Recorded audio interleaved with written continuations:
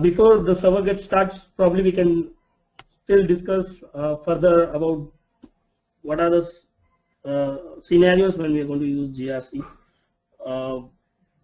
When the requirement appears that we have to use the GRC. The very first thing is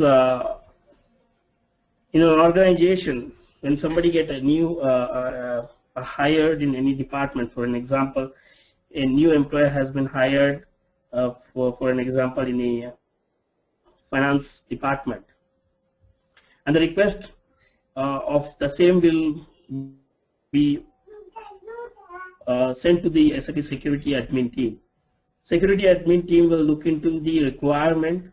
For example, this security admin team will receive a ticket from finance department stating that this person is a new hire and requires to set up in SAP system with certain roles and responsibilities.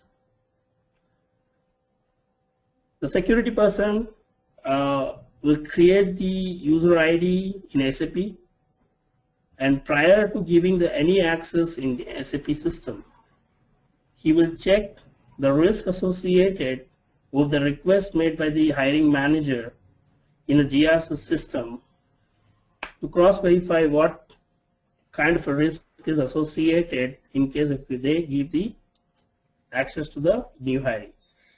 So there are three levels of risk here. One is low, medium, high. So we are very much worried of the high. Many organizations, they actually look for medium and high, but the organization where I am working, they only look for the high. They are not worried about the medium risk and the low risk. They are only worried about the high risk. So what are the high risk here? And what are the medium risk as well and the low risk? So I'm just going to describe you these three risks here.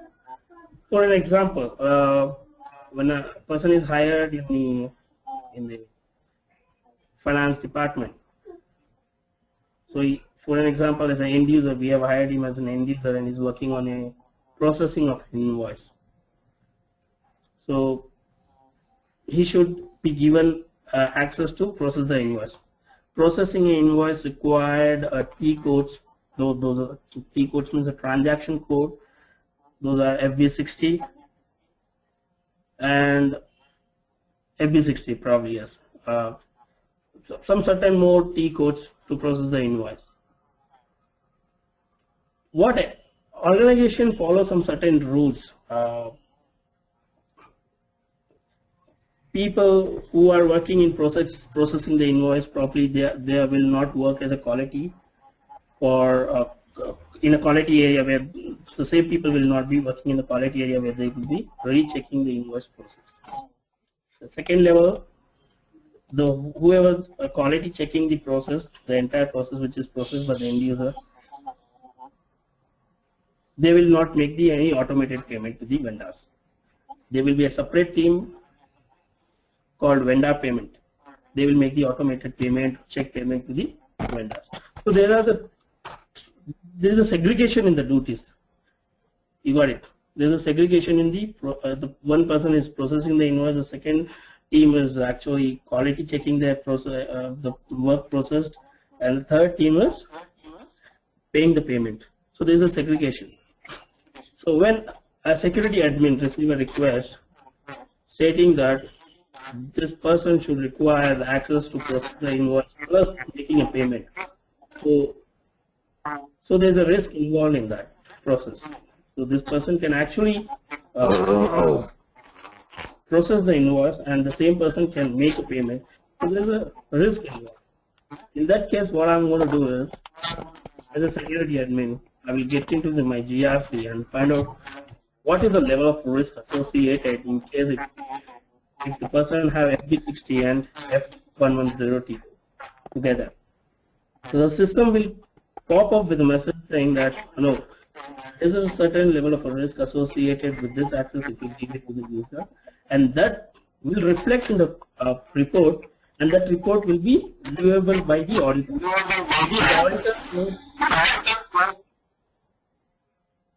The auditor will question the security, probably a security manager, in what basis the access was given or granted. So this is the entire process. So the security admin has to follow when he or she receives the request access to grant the access to the user. So the very first step, when security admin find out the GRC, there's a conflict arises when he checks into a GRC system. He will run back to the hiring manager and probably send him an email saying that, hey boss, look here, when I checked the request which you have made, there's a high conflict involved and I cannot process this request, because if I process this request, the SOD report will pop up with these results, and tomorrow the auditors will question my manager how the reason for granting this access. So now the ball is in the court of the manager, the finance manager, probably whoever made the request. He will reach out to his boss and probably they will discuss and ask me not to give such action, such process, or such transaction code to process the second level of duties. Then probably they can ask me, okay, could you please come out with some other basic rules which the person can actually carry forward. Or the second thing, they probably can tell me, no, this person is hired for a critical critical job process and he actually requires the access which is requested on the ticket. And he should actually get that access. So the security admin then what he will do is he will look into all the corners how he can actually give that access to the user. Then yes, there will be a meeting involved. You have to call up, or probably you have to block the time for the meeting. And in the meeting you have to discuss with the hiring manager or their boss. Okay, so these are the conflict arising, and we have to mitigate the risk. Whatever the risk is showing up in a GRC, we have to mitigate that. So mitigation is nothing but somebody is looking into day-to-day access or monitoring the access of the user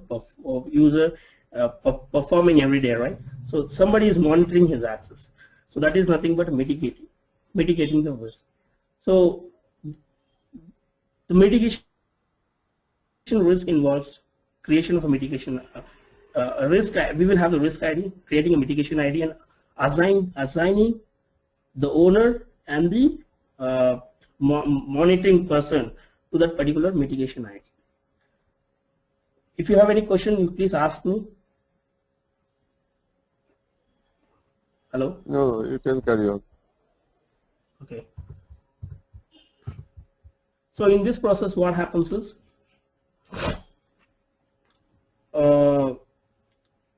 we will create a mitigation ID based on the risk ID, whatever we have achieved from the GRC2, and we will assign one controller and one approver.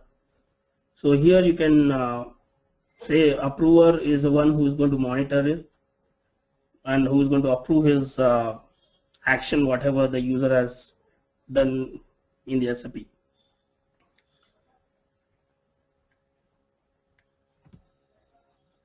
For an example, if user, so tomorrow what happens is, in case if user does something, some fraud, then the hiring manager will be liable for entire transaction happen. And that's the reason when we create a mitigation ID, we assign approver. So he is a liable person for the particular user because he is actually monitoring his access, and that is under his surveillance.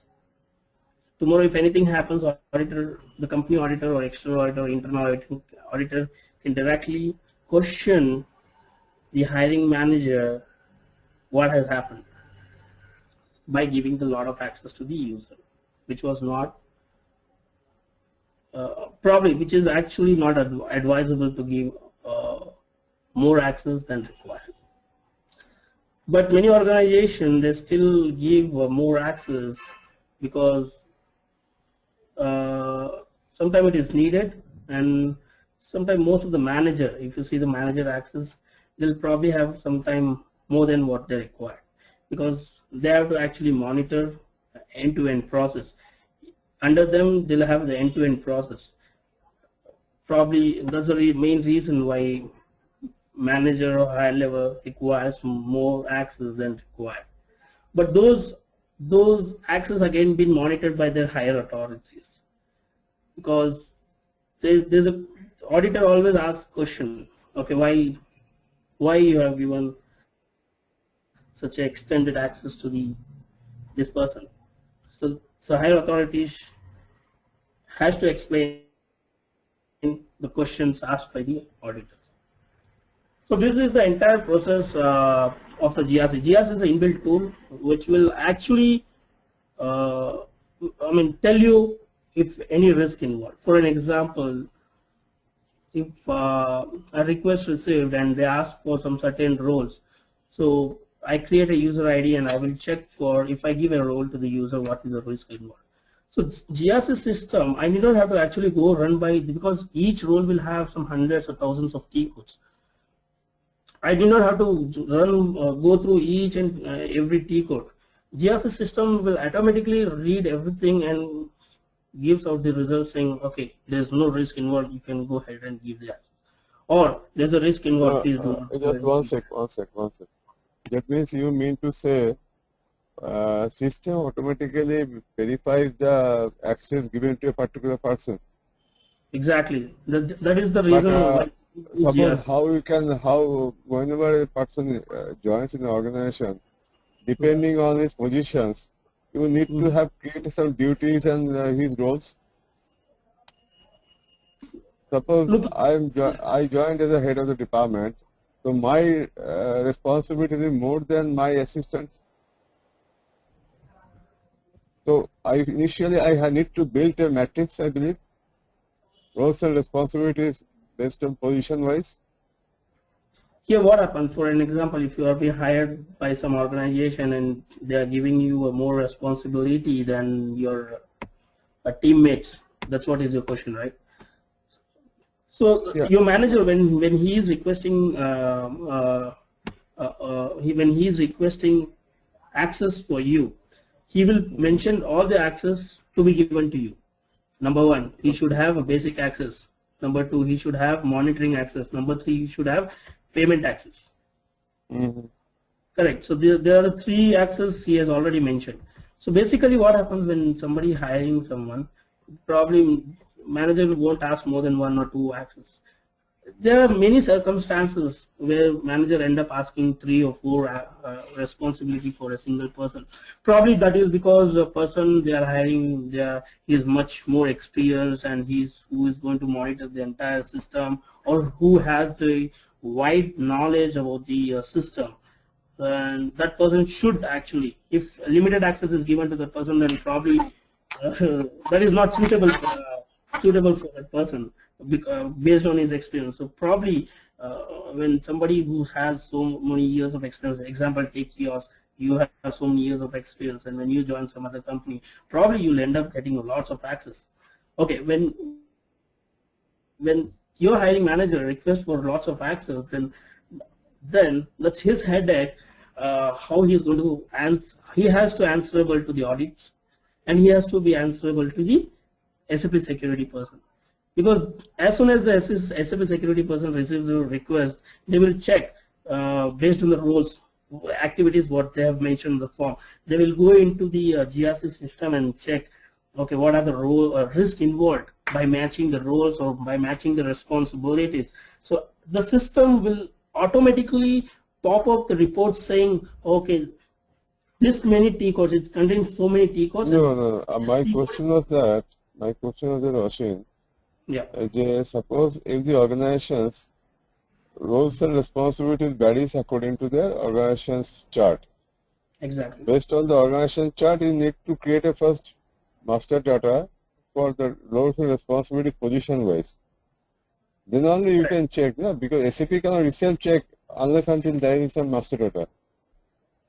Oh, no. Yeah, you're right. But the GRC comes with SAP this comes with the standard data.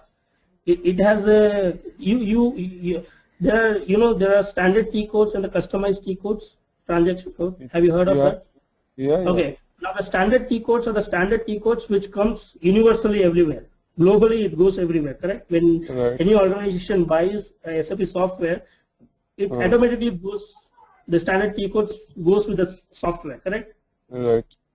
Correct. So you have FB60 T code, you have F110 T code, you have various T codes, thousands of T codes, lakhs of T codes. Correct. So now, when somebody say I want RZ10 T code and I also want F110 T code, I also want automated payment T code, I also want processing T code. Those are the standard T code. We cannot give those T codes to one person. If you check this risk in a GRC, the GRC system will pop up with the report saying there's a high conflict involved in giving such access. Okay. So these are inbuilt in the system. If you go to your organization and if you check, you will also find these are the standard T code. Based on the standard T codes, the entire system has been built. Yeah. And these are all predefined in the system. If these T codes goes with the different T codes, there will be a conflict or not. These all been predefined in the system, and based on that definition, when you try to match something with some other T code, it will show you the results. Okay. So this is a small example which I am trying to just make you understand how GRC works and what is actually GRC is all about. So this is probably, I'm just giving a description about the GRC. Then probably I'm going to show you the entirely IT structure, information technology about the SAP GRC, how we are going to connect this system at the implementation of point of view. So I'm not just going to show you how we are going to create the ID, or I'm not going to just show you how we are going to check the SOD, that is a segregation of duties or risk involved, how we are going to mitigate it. I'm going to show you the entire steps of implementation of a GRC into any organization. It is like the organization does not have a GRC system at all in their organization, and you have to just go there and have to build everything and you have to implement the entire GRC system for them. That's what I'm going to show you. And this is all the small part what I'm just talking now. That is because you should understand. Yeah. One thing more, Asim. If suppose some company wants to implement the GRC, can that company exclude the access control part and directly go to the process control, or he has to develop first access control then process control? Look, if you talk about any US firm, they bind to have access control, because without access control, process control and risk management, they are also very important, but I would say access control is an indispensable thing for any US firm to carry forward.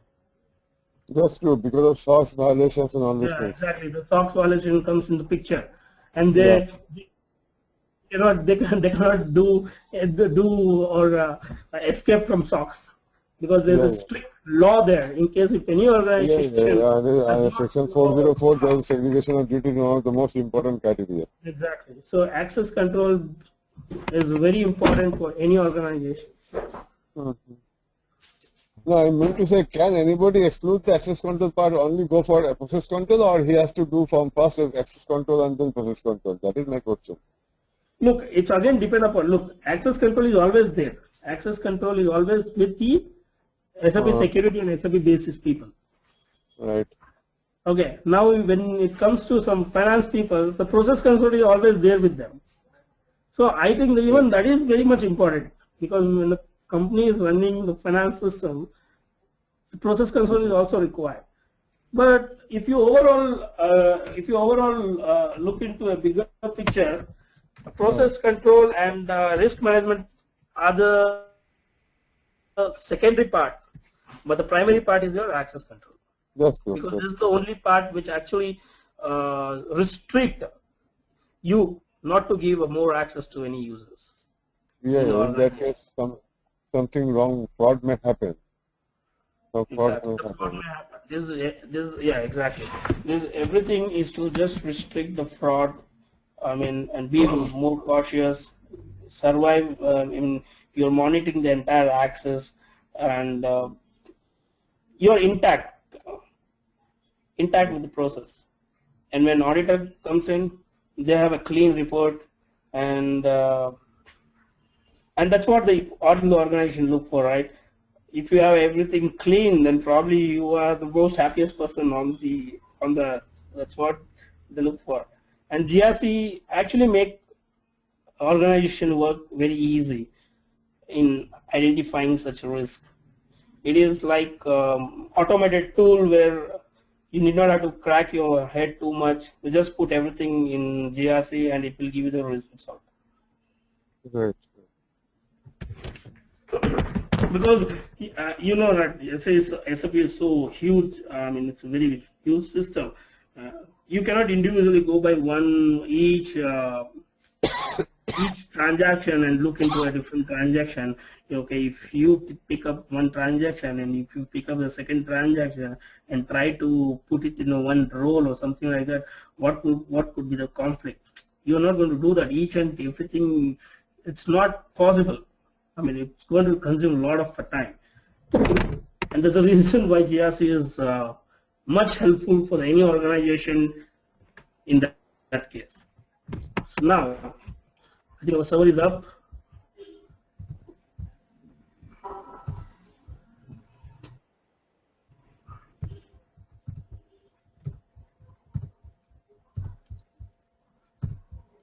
I will log into my GRC system. I'm not going to show you any technical things today, but I'm just going to discuss some very basic things so you'll understand it more better. Vallabh, if you have any question, you can ask me.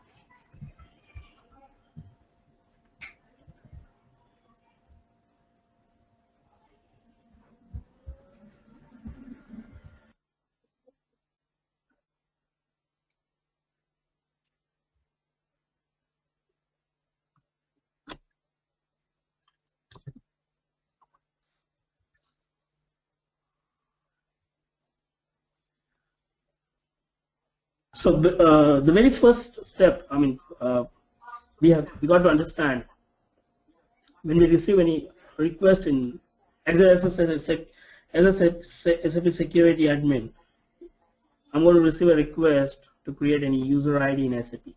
So what is the first step I'm going to do in SAP to create user ID? The very first thing, when I receive a ticket, I will look into the level of approval attached to the ticket and what kind of access being asked to give to the user.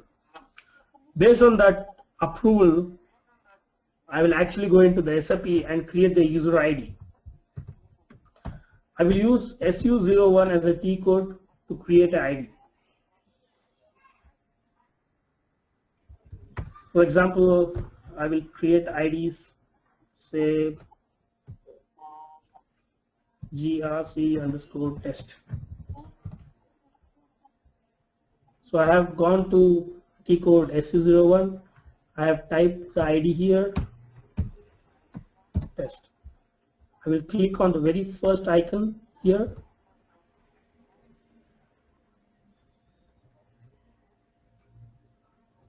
The very first icon says create. So it will create the new user ID in SAP system. You see, these are the mandatory field here. The last name. First name is optional, but the last name is mandatory here. In GRC 10, email ID is also mandatory. But if you see the older version of GRC, the only last name is mandatory. This is the address tab. In case if you have any more information about the user, you can fill out here. If you do not have, you can just fill out the mandatory fields like last name. Second tab, if you see here, it is logon data. I will click on this tab now. You see here the alias, you see user type. There are 1, 2, 3, 4, 5 user type, dialog, system, communication, data, reference, and service. So I will explain you about this user type in the next class, not now, because it will take some more time to understand. Then you have a password here. You can actually key in the initial password by which the user can actually log into the SAP system. Here you have a two option. If you see, one, if you click on this wizard, it will automatically create the password by its own, or you can set the password as per your wish. For example, say welcome 1 ***. You have to type welcome 1 *** here, as well as you have to repeat the same password in the below column. You have a deactivate password, you have wizard password. Once this will automatically create its own, the system will create its own password. And the third thing is you can create your own password, which you can supply to the user, which user can use it and log into the SAP system. Now, why we require deactivate password here? There are the certain moves when you actually use this, but most of the time people don't. But what are the moves when actually you requires to use this button as deactivate? For example, you just need to create a user and you don't want to pass on the login information to the user. To create any user, you actually require to input an initial password, without which you cannot create the user. But when you click on deactivate button here, it will actually deactivate the entire password program here, and the ID will be created without creating any password. So you got that? Are you clear on that point? Next, we have a user group. This is a very important thing here. User group. We have a different departments. We have finance. We have supply chain. We have material management. We have SCM. We have tech, IT. We have ABAP. In SAP, I'm talking the modules which are in SAP. So now you can identify by grouping the user. So for example, this user is an F5 user. So I will actually select it by clicking on the radio button here. I will select the user group, which is actually more appropriate for this user. So I've just clicked on the radio button. It is actually fetching the information for this user group field. You see, I have a developer here, I have a SAP star, I have a super user, I have workflow EDI. But actually, I want someone, I mean, this user is, for example, this user is for finance, and I do not have a user group finance. So what I'm going to do is, I'm just going to create a new user group for this user. I'm going to the T code SUGR.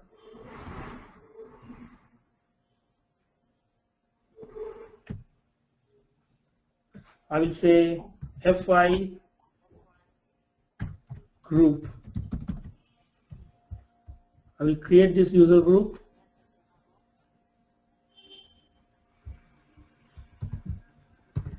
For finance.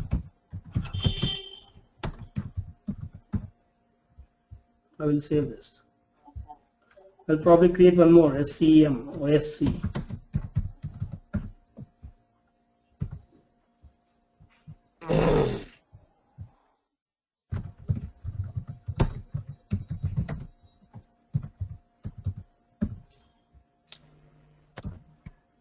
So I have created two user group here.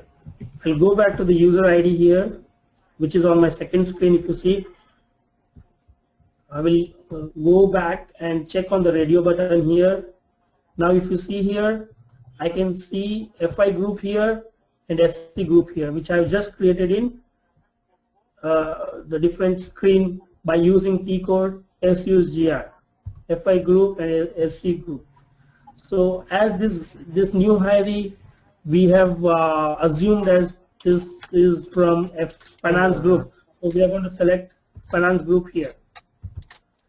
You know why we are putting user group here? This is going to very easy for us in future to extract the reports based on the user group. Hello? So yeah. So what is the purpose of giving a user group here? It's very important if you specify a user in which group he belongs to. Tomorrow, in case if somebody asks you in your organization, for an example, a CEO of a company comes and asks your manager, okay, I just want a list of a user, a different user working in our organization. For an example, I want I want to know how many users are there in finance. I want to know how many users are there in SCM, or I want to know how many users are there in ABAP programming or basis team. So when you key in a user group here, this will actually take them to the particular table and store the particular user in that particular table. So tomorrow when you want to extract the report, it will give you the exact information how many users are there in the group. Fine. So next thing is you have a valid from. So valid from is today's date. So we are creating a user template. Then you can actually specify valid date. It's again depend upon hiring manager up to what time he wants to keep his user access active. If look, basically what happens in the real-time scenarios when there are two types of employees. One is a contract employees and one is a full-time or permanent employees. For permanent employees, we give a date as like this. For example, today is 08/12/, this is for permanent employees. We'll give endless date. There is no valid true. This means there is no valid true date. They have access till they are in the company. For example, if this new hire is a contractual, then we will specify the date. Okay, the minimum as per the standard we give it as organizational standard. It varies from the organization to organization. But I have seen it is most of the organizations they just give for a 6-month validity period for any contractual employee they hire. So you can actually specify here 6 months from now.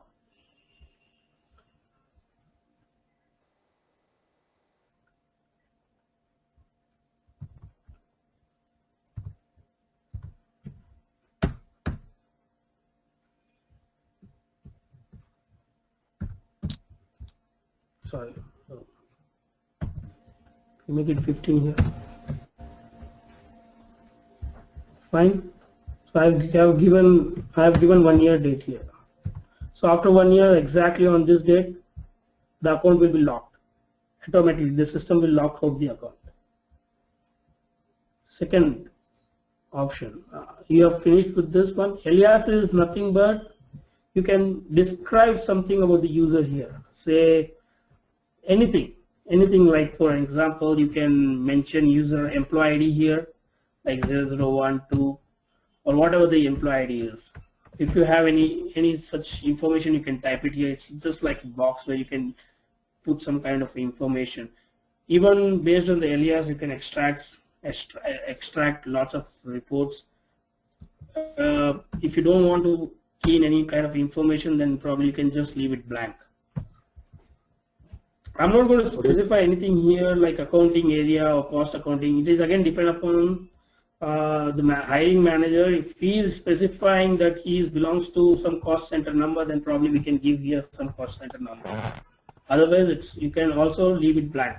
The system will actually accept it. Then I'll actually go to the default tab. What is the SNC? We don't go to SNC for the time being. This is entirely to do with basis.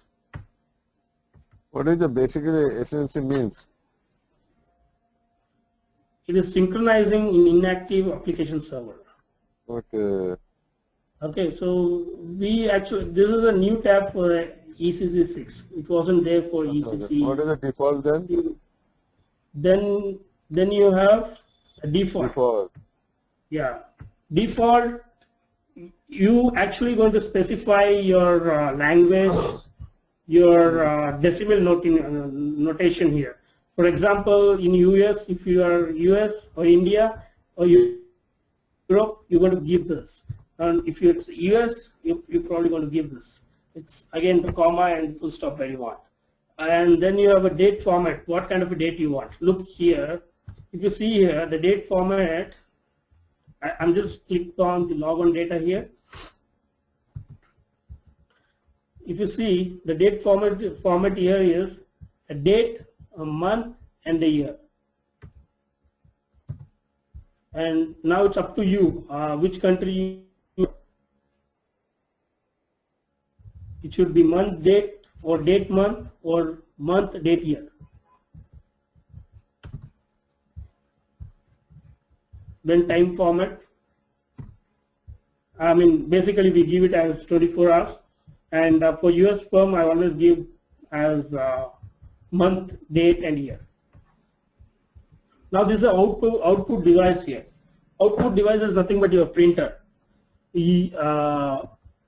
When you click on the radio button here, the basis team actually configure the printer name into SAP system.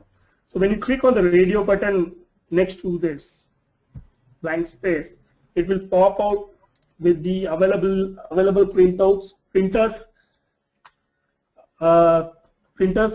in your organization.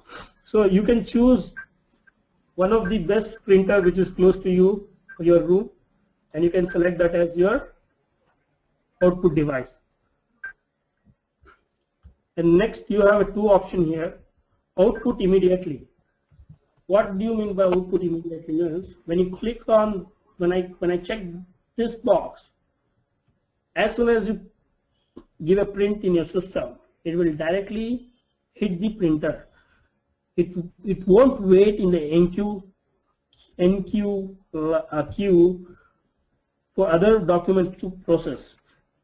You see, in this organization there will be many automatic program which runs half an hour or every hour, and many program actually connected to the output device which actually keep sending the information to the output device, and the print actually keep generating. So they have actually established this particular process. They established NQ system as wait and then proceed, because they are system generated. But this is, we are working, and as a human, we are not, when we want print, we actually want it immediately. We are not working, it is not a program which is running, because program keeps sending the information to the output device, and output device keeps generating. Skip this area. You have to go to parameters. Okay, so you have output immediately, and you have a delete output after. Then you can actually check indicator.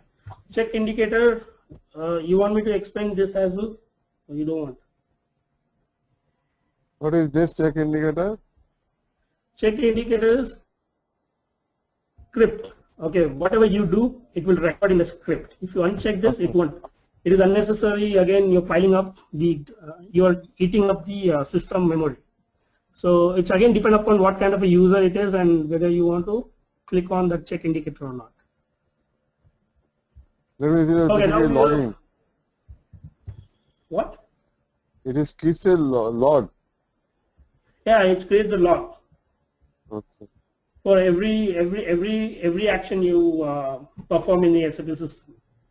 Yeah. There is a keeps a logs basically. Yes. Yeah. So so there are various ways actually where you can actually find out if you still don't have checked this up, but there are various ways where you can find out what the actually user has done.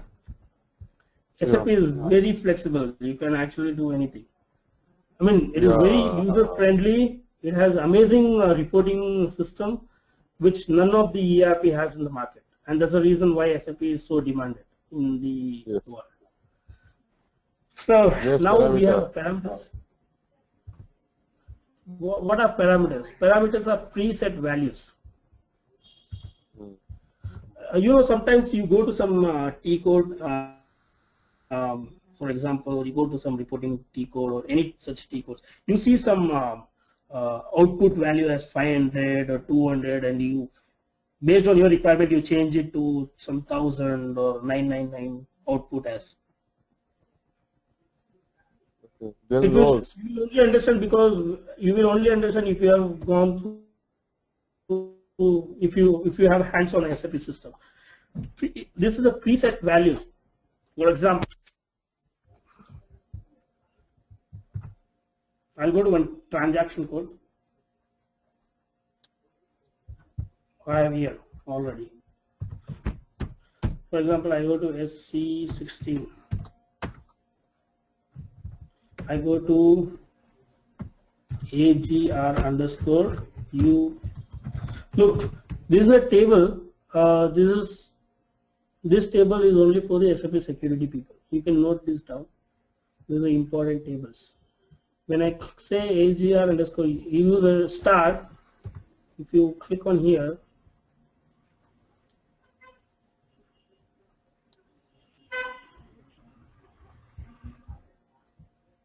you'll get 2, 3 or more than that table names.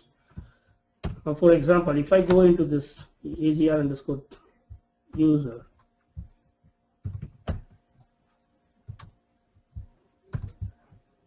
I will click on AGR underscore user.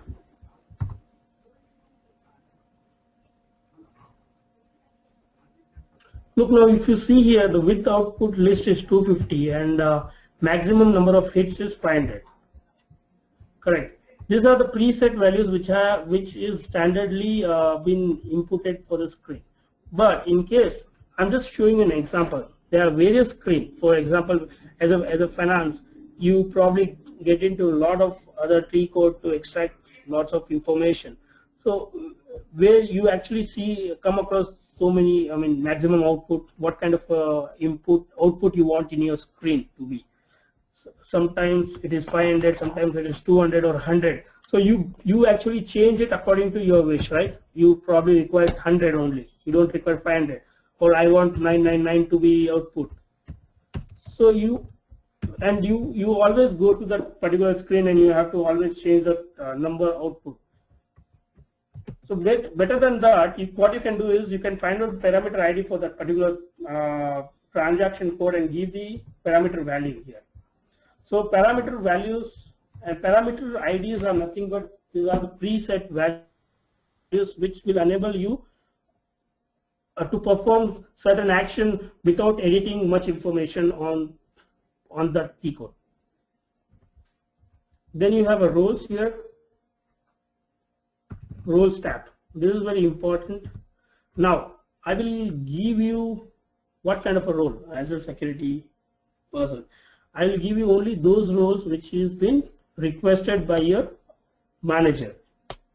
If such roles are not available, then I will create such roles in SAP system. I will customize those roles and then I will give it to you in your user ID. So there's a question now where I'm going to customize the role. I have created your ID in production system. If you know that in SAP we have, it is a 3-layer system, and the reason why we call it as SAP R3. R3 is nothing but server 3 server. This is a 3-layer system. What do you mean by 3-layer system?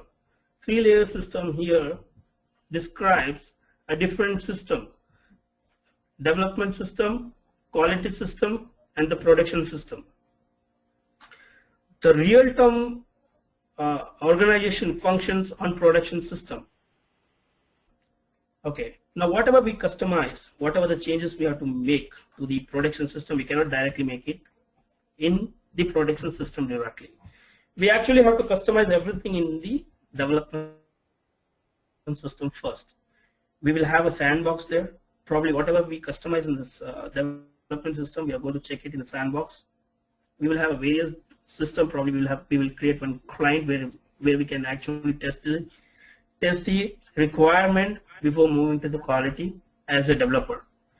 Okay, as a SAP security admin, you should have all such knowledge, and I'm going to tell you all such things, how you're going to do such things in the development system. So you're going to customize the role and or any program in the development system, and you're going to pass it to or transport it to a quality system. And when you transport something to the quality system, you actually going to ask to the user for UAT. You're going to ask user to test it. You're going to give him the test ID and the password to log into your quality system.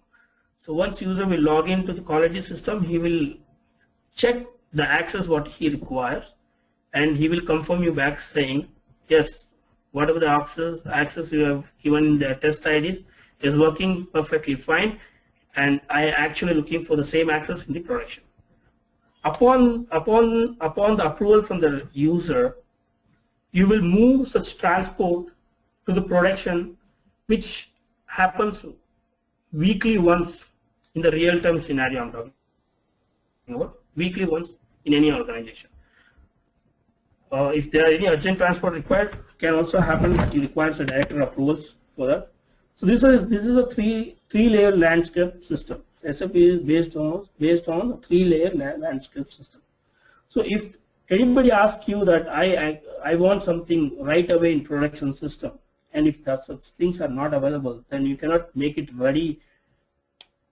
You cannot make it ready on the same day. It takes time. You have to get into the development system, move it to the quality system, and then to the production system. So this entire process actually is recorded and been audited quarterly. So you have to be very careful. Even a small thing you do, for everything you have a proper document and approval.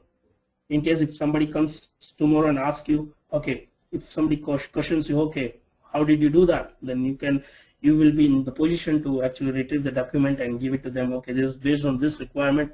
I have actually did this work. So now, the role. For example, I'll show you. If I click on the radio button, it will pop up with how many roles you have it in the system. In the roles, again, you have single roles and composite role.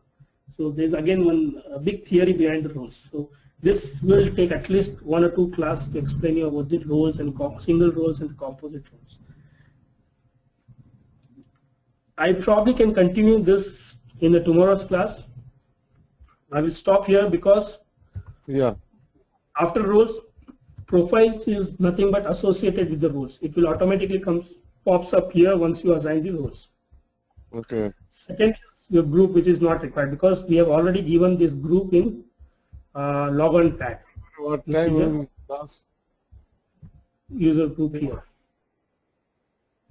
Tomorrow at what time is the class? Tomorrow, what time you think you are free? 9 o'clock. 9 o'clock. Fine, not a problem. Okay. Fine. So let me finish up this one here. Hold on. Then we have a personalization tab, which is actually is not mandatory. Then we have a license tab here. License tab is actually a very important task again here. What I am teaching you, probably nobody will actually tell you all such things because I am the one who actually go in deep and explain each and everything to my students. So tomorrow they should not have much question about SAP system, how that works or what happens. So, you know, the SAP license, SAP gives you few free license and for user. For example, your organization has some 10,000 users. So for 10,000 users, SAP will give you 20% free user IDs. How much? How much? 20% free. 20%. 20% of your organization can use SAP IDs without paying any yearly fees to them. Apart from 20%, they will charge you. And if you are a developer or a consultant who is going to implement something, they're going to charge you very heavily, say up to 4,000 euros per annum, per ID, per user, per ID. You got it.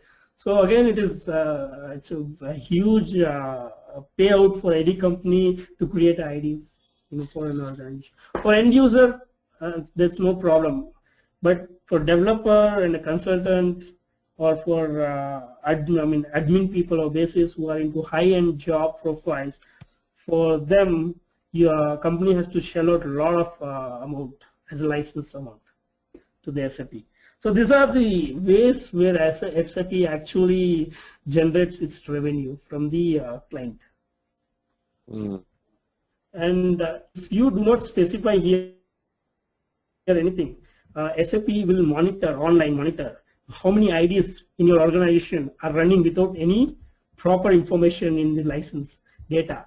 And in case if your company defaults in such things like you have not mentioned any proper information for particular SAP IDs, then you are gone. They will fine you for thousands of euros. So these are all the mandatory field for creating a user ID. I'm stopping here at the role because this will take more than 2 classes. And I actually want to make you understand what are all these basic things before getting into GRC, because GRC is, you will only understand better when you understand this basic steps. Right.